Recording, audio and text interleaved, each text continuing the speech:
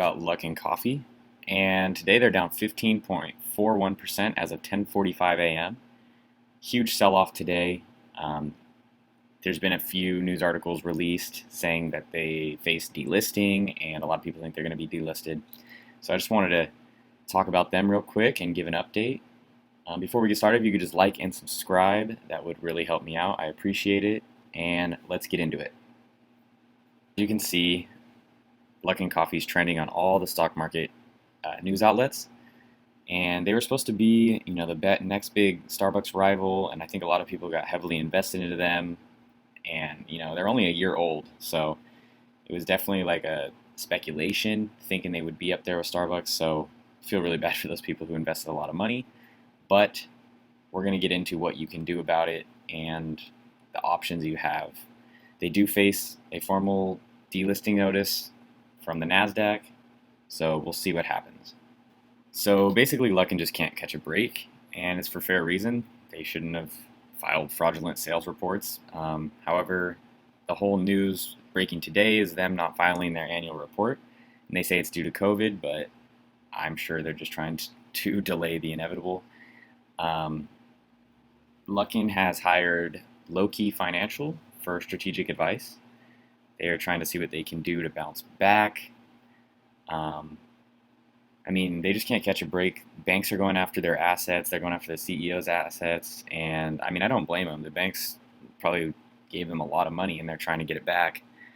So now we got to get into what you should do if you hold these shares. You have a couple options, so let's get into it. Okay, so let's get into option number one, and that is to sell Luckin Coffee as soon as possible before they get delisted. And here's 3 supporting reasons in this article. Luckin might get delisted from the NASDAQ. Number 2, Luckin may be expanding too fast for the Chinese market. And 3, the balance sheet looks too good to be true. Obviously, they reported fraudulent sales numbers. So if you have a lot of money invested, it might be in your best interest to salvage what you have left and sell at a loss, which is fine because you can write off up to $3,000 in losses against your gains on your taxes. So, if this is your one loss for the year and you've made a good amount in the stock market, you just write it off against your gains, and it sucks, but it'll all work out in the end. So that's option number 1. Option you can buy and probably be dollar cost averaging at this point. I don't think you bought at their 52-week low. And some analysts are still saying they see them bouncing back to the 36 median. Looking at their range, they're basically at their all-time low. They're down 93% year to date.